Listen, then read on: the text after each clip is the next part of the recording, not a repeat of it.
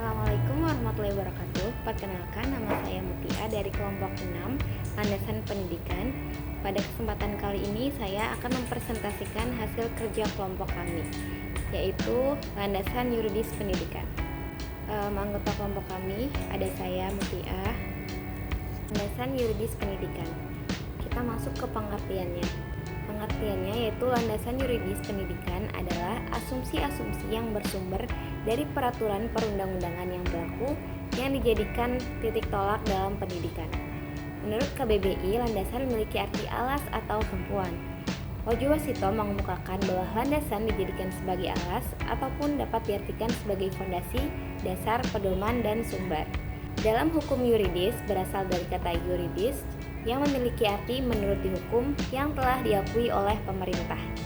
Menurut KBBI, yuridis berarti menuruti hukum, secara hukum atau bantuan hukum diberikan oleh pengacara kepada kliennya di muka pengadilan.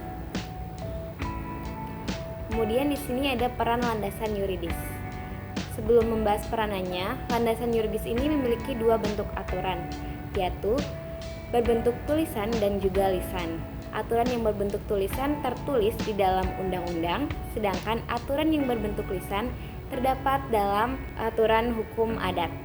Nah, di sini peranan landasan yuridis ini yaitu memberikan rambu-rambu tentang bagaimana pelaksanaan sistem pendidikan dan manajemen pendidikan dilaksanakan agar selaras dengan peraturan perundang-undangan yang berlaku. Kemudian ada urgensi landasan yuridis pendidikan. Bahwasanya kita sebagai warga negara yang taat hukum wajib bagi mahasiswa untuk mengetahui, menghayati, dan mengamalkan dasar konstitusional dalam berbagai dimensi kehidupan, tak terkecuali pendidikan, karena pendidikan merupakan upaya untuk meningkatkan kualitas SDM dalam persaingan global. Kemudian di sini saya akan menjelaskan tentang jenis-jenis landasan yuridis pendidikan di Indonesia. Yang pertama di sini ada landasan yuridis sebagai pelaksanaan pendidikan nasional. Di sini terdapat dalam Undang-Undang Dasar Republik Indonesia tahun 1945 yang telah diamandemen pada pasal 31 tentang pendidikan nasional mengamanatkan yang pertama, setiap warga negara berhak mendapatkan pendidikan. Yang kedua, setiap warga negara wajib mengikuti pendidikan dasar dan pemerintahan wajib membiayainya. Yang ketiga, ada pemerintah mengusahakan dan menyelenggarakan satu sistem pendidikan nasional yang meningkatkan keimanan dan ketakwaan serta akhlak mulia dalam rangka mencerdaskan kehidupan bangsa yang diatur oleh undang-undang. Dan yang keempat, ada negara memprioritaskan anggaran pendidikan sekurang-kurangnya 20% dari APBN dan APBD untuk memenuhi kebutuhan penyelenggaraan pendidikan nasional.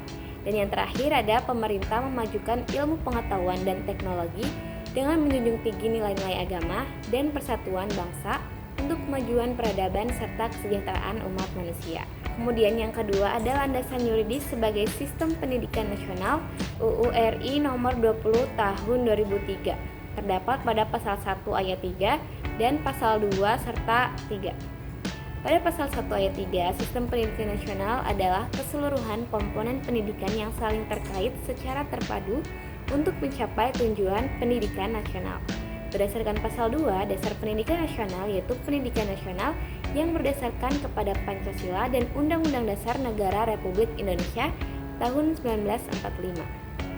Selanjutnya yaitu pasal ketiga tentang sistem pendidikan nasional yang berbunyi bahwa tujuan pendidikan nasional adalah untuk mengembangkan potensi peserta didik supaya menjadi manusia yang beriman dan bertakwa kepada Tuhan Yang Maha Esa, berakhlak mulia, berilmu, cakap, kreatif, mandiri, dan menjadi warga negara yang demokratis serta bertanggung jawab. Kemudian di sini ada kesimpulan yang bisa kita dapat dari UU RI nomor 20 tahun 2003, yaitu bahwa tujuan pendidikan Indonesia untuk mengembangkan potensi para pelajar agar bisa menjadi manusia yang beriman dan bertakwa kepada Tuhan Yang Maha Esa. Selain itu, siswa juga diharapkan dapat mempunyai kepribadian yang berakhlak mulia, berilmu, mandiri, mulia, kreatif, sehat, dan yang paling penting adalah membentuk pelajar menjadi warga negara yang memiliki sikap demokratis dan juga bertanggung jawab. Yang ketiga, ada landasan yuridis sebagai pelaksanaan pendidikan daerah. Landasan yuridis ini menjadi panduan bagi pemerintah daerah dalam mengelola sistem pendidikan di wilayahnya sesuai dengan kebijakan nasional yang telah ditetapkan. Dengan mengacu pada landasan hukum ini, pemerintah daerah dapat menjalankan tugasnya dalam menyelenggarakan pendidikan yang berkualitas dan sesuai dengan kebutuhan masyarakat setempat. Undang-Undang Nomor 23 Tahun 2014 tentang Pemerintahan Daerah UU ini mengatur tugas, wewenang, dan tanggung jawab pemerintah daerah dalam penyelenggaraan pendidikan termasuk penentuan kebijakan pendidikan di tingkat daerah. Dan yang keempat yaitu adalah landasan yuridis sebagai pelaksanaan pendidikan global. Globalisasi telah menghampiri seluruh rakyat di belahan bumi dengan membawa banyak dampak baik positif maupun negatif. Oleh karenanya perlu banyak persiapan terutama mental guna menghadapi era tersebut. Di sini ada pengertian pendidikan global, yang dimana pendidikan yang membekali wawasan global untuk membekali siswa memasuki era globalisasi sehingga siswa mampu bertindak lokal dengan dilandasi wawasan global.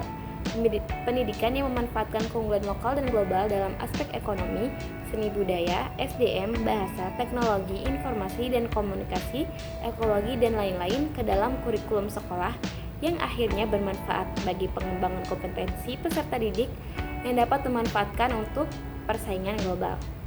Di sini ada pasal mengenai landasan yuridis sebagai pelaksanaan pendidikan global. Lalu di sini ada juga peraturan pemerintah RI nomor 19 tahun 2005, nomor 32 tahun 2013 dan nomor 13 tahun 2015 yaitu mengenai standar nasional pendidikan. Standar nasional pendidikan ini meliputi beberapa aspek. Ada standar isi, standar proses, ada standar kompetensi kelulusan, ada standar pendidikan dan tenaga pendidikan, kemudian ada standar sarana dan prasarana didirikan, kemudian ada standar pengelolaan, selanjutnya ada standar pembiayaan, yang terakhir ada standar penilaian pendidikan. Sekarang kita masuk ke kesimpulan dari materi yang sudah saya paparkan. Kesimpulannya itu pengaturan hukum menjadi landasan yang penting dalam menyelenggarakan pendidikan. Karena itu menciptakan kerangka kerja yang jelas dan tegas mengenai hak dan kewajiban semua pihak yang terlibat dalam pendidikan, termasuk pemerintah, sekolah, guru, dan siswa. Kemudian mengatur tanggung jawab pemerintah dalam memastikan terselenggaranya pendidikan yang berkualitas dengan mengatur anggaran, perencanaan, dan pengawasan. Landasan yuridis membantu dalam menjaga mutu pendidikan dan standar yang tinggi, sehingga pendidikan dapat memberikan manfaat yang optimal bagi perkembangan individu dan masyarakat. Landasan hukum juga memberikan pedoman dalam penyelesaian sengketa dan konflik yang terkait dengan pendidikan. Pentingnya landasan yuridis dalam pendidikan adalah agar pendidikan dapat berjalan secara teratur, adil, dan berkualitas sesuai dengan prinsip-prinsip hukum dan hak asasi manusia, serta menciptakan dasar hukum yang kuat untuk pengembangan sistem pendidikan yang berkelanjutan. Oke, sekian materi yang bisa saya sampaikan pada kesempatan kali ini. Mohon maaf bila ada kata-kata yang kurang berkenan. Sekian dan terima kasih. Wassalamualaikum warahmatullahi wabarakatuh.